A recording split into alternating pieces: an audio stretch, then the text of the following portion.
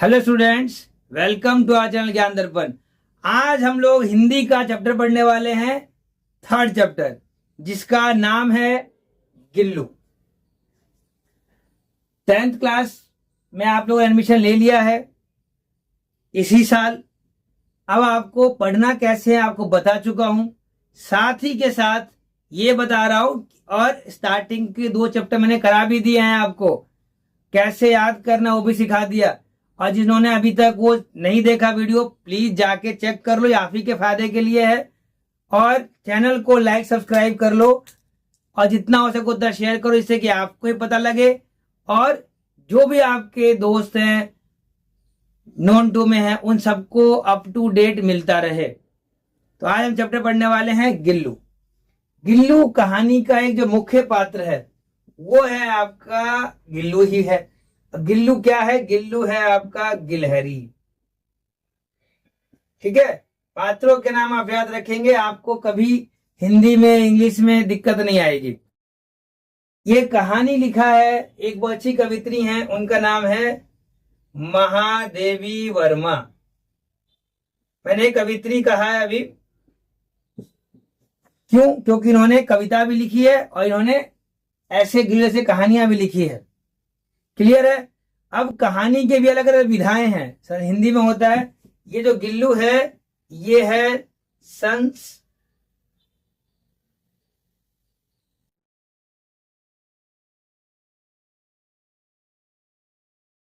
संस्मरणात्मक। इसका मतलब होता है किसी को याद करके लिखना। इस कहानी का मैं आपको हल्का सा बताता हूं कि क्या क्या है इस कहानी में, क्या क्या पढ़ना है आपको, फिर पीडीएफ के माध्यम से समझाऊंगा तो आपको समझ जल्दी आ जाएगा। इस चैप्टर में होता क्या है, महादेवी वर्मा अपने खिड़की के पास बैठी होती है, बाहर की तरफ देखती है। बाहर की तरफ देखती है तो देखती क्या है, सोनजूही फूल के नीचे, पेड़ के नीचे एक गिलहरी जो है वो घायल पड़ा हुआ है। ध्यान समझना है चीज को। और कौवे उसके ऊपर चोट कर रहे हैं। ऐसा आपको समाज में भी देखने को मिलता है कि आप परेशान हो और कुछ लोग आके आपको और परेशान कर देते हैं। क्लियर? अब होता क्या है, इसके ऊपर किसी ने कहा था कि दीवार क्या गिरी मेरे कच्चे मकान की, लोगों ने मेरे सिरहाने रास्ते बना दिए। इट मीन्स लोगों को फर्क नहीं पड़ता कि आप किस तकलीफ में हो, किस परेशानी में हो, उनको बस अपना रास्ता बनाना है। तो गिल्लू को जब ये देखती है, ऑब्जर्व करती है, तो ये जाती है वहां, कौवे को भगाती है, गिलहरी को पट्टी वट्टी करके ठीक ठाक करके ले आती है। यहाँ एक चीज बता देता हूँ, समाज में जहां दुख देने वाले लोग हैं वहां अच्छे लोग भी है जो मरहम पट्टी लेके चलते हैं। हाँ, तादाद कम है उनकी, मिलते कम है, लेकिन ना के बराबर नहीं है, वो हाँ के बराबर ही है। आगे चलते हैं, इस बात को समय बीत जाता है। अब गिल्लू जो है महादेवी वर्मा के साथ ही रह रहा है। महादेवी वर्मा भी उनका ध्यान रख रही है। काजू पसंद था गिलहरी को तो काजू लाके खिला रही है उनको। उसके अलावा भी इनका ध्यान रखा जा रहा है। इसको पिंजरे में बंद नहीं किया गया था, खुला छोड़ रखा था। ये बातें ठीक ठाक चल रही थी। फिर अचानक से महादेवी वर्मा को याद आता है कि गिल्लू का भी एक जीवन काल है। जीवन काल का मतलब एक समय के बाद ये मर जाएगा। तो वो तो सबको मरना है, ठीक है, डॉगी पालते हो वो भी 12 साल में मर जाता है। लेकिन सुने कि कोई चीज चला जाएगा ये सोच के उस चीज के प्रति आप बॉन्ड ही ना बनाओ। Everything comes with an expiry date. हर चीज की एक्सपायरी डेट होती है, लेकिन इसका मतलब थोड़ी कि उसका यूज करना ही बंद कर दे। आगे चलते हैं। तो महादेवी वर्मा एक दिन बीमार हो जाती है, मोटर से एक्सीडेंट हो जाता है इसका। फिर भी वो गिल्लू के लिए काजू रख देती है। अब यहां समझने वाली बात है, गिल्लू काजू नहीं खाता। गिल्लू काजू नहीं खाता। रीजन क्या है कि जैसे इंसान में इंसानियत है, जानवर में भी जानवरनियत है। वो भी अच्छे बुरे को पहचान जाते हैं, कौन उनका अच्छा कर रहा है वो भी सीख जाते हैं। यहां यही बात इंडिकेट करता है। और एक दिन वो समय भी आ जाता है कि जब गिल्लू की डेथ हो जाती है। इसकी समाधि महादेवी वर्मा ने उसी संजोही पौधे के नीचे लगा दिया जहां वो इसको मिले थे।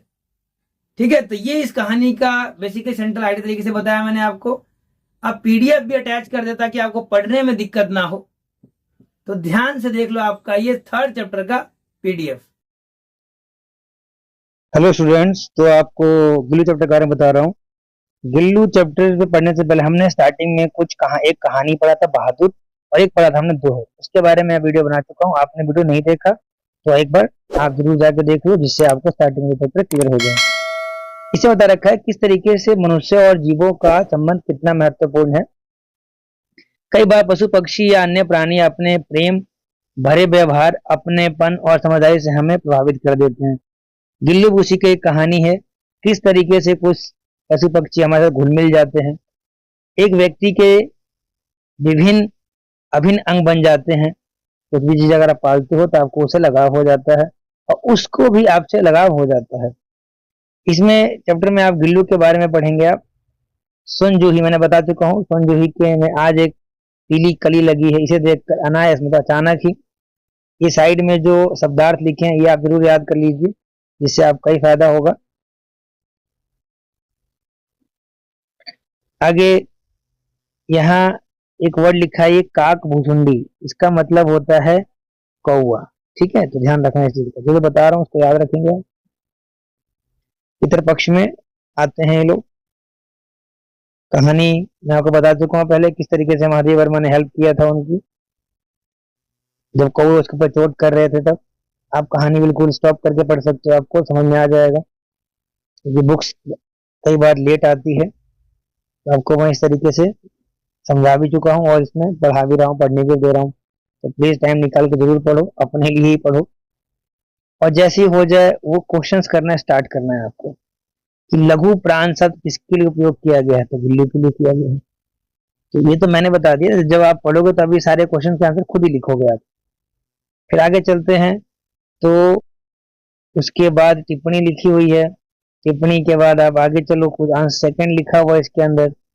जैसे जैसे आप आगे बढ़ते हो आपके क्वेश्चंस भी थोड़े कॉम्प्लिकेट हो जाते हैं, मतलब उससे थोड़े हार्ड लेवल के हो जाते हैं, लेकिन आप पढ़ चुके हो तो आपको दिक्कत नहीं होगी। ठीक है, फिर आंसर 3 दे रखा है इसके अंदर। जब आप ये पढ़ लोगे तो आपको पता चल जाएगा कि गिल्लू कहानी में बेसिकली क्या क्या चीजें था जो मैंने बताया। जो आप ये पढ़ रहे हो दोनों आपको सिमिलर ही लगेंगे, क्योंकि आपको इसी से बताया गया है। और क्वेश्चन आंसर जो है इसमें जो लास्ट में दे रखे हैं ना, क्वेश्चन आपने क्या सीखा तो ये तो आप सीख ही लो, इसकी कुछ पॉइंट पढ़ लेना जिससे कि आपको लिखने में आसानी रहे। थोड़ा आगे चलते हैं, तो यहाँ पे क्वेश्चन आंसर पाठांत टर्मिनल क्वेश्चन है, ये आपको करने हैं। ठीक है, तो एग्जाम और ये आखिरी में जो आप क्वेश्चन कर चुके होगा तो मैच करने कितने आंसर में सही किए हैं, कितने आंसर आपके सही नहीं हुए हैं, दोबारा याद कर लेना। ठीक है, तो आपको इसी तरीके से आपको पीडीएफ के तरीके से पढ़ लो या जैसे समझाता हूँ ऐसे आप पढ़ लो, लेकिन आपका पढ़ना जरूरी है। All the best. हाँ तो स्टूडेंट्स, कैसा रहा आपका ये पीडीएफ का सफर? जो मैंने कहानी आपको बताया था, जब आप इसको पढ़ोगे तो कुछ नए नए वर्ड्स भी आएंगे। तो पीडीएफ के साइड में ना वो लिखा हुआ है, वो कठिन शब्द, आप उसको भी अपने कॉपी में लिख लेना, जिससे कि आपको दिक्कत ना हो, एग्जाम में वो वर्ड आ जाए। और हिंदी है तो अपनी मात्राओं का ध्यान रखना और राइटिंग का ध्यान रखना। जिन स्टूडेंट की राइटिंग बेकार है वो आज ही मैं आपको होमवर्क दे रहा हूं आप ही के लिए कि डेली एक पेज सुलेख जरूर लिखो आप, चाहे हिंदी की भी लिखो और एक पेज इंग्लिश की लिखो। राइटिंग भी अच्छी हो जाएगी और स्पीड भी अच्छी हो जाएगी, तो एग्जाम में आपको दिक्कत नहीं होगी। उम्मीद करता हूं आप लोग ये कर लोगे। And all the best for your NIOS journey.